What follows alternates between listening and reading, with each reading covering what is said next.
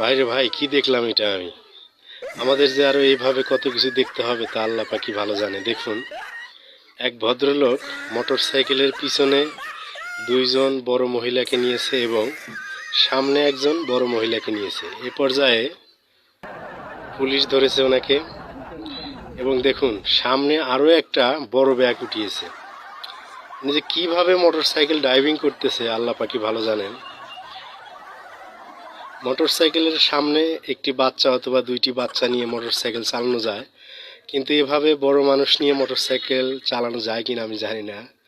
So আপনারা কেউ এরকম উঠাইয়াছিলেন কিনা জানাবেন অবশ্যই। সো বিষয়টা দেখে আমার হাসিও পাইতেছে এবং দুঃখ হইতেছে যে এভাবে মোটরসাইকেল ড্রাইভিং করলে অ্যাক্সিডেন্ট হওয়ার সম্ভাবনাই বেশি থাকে।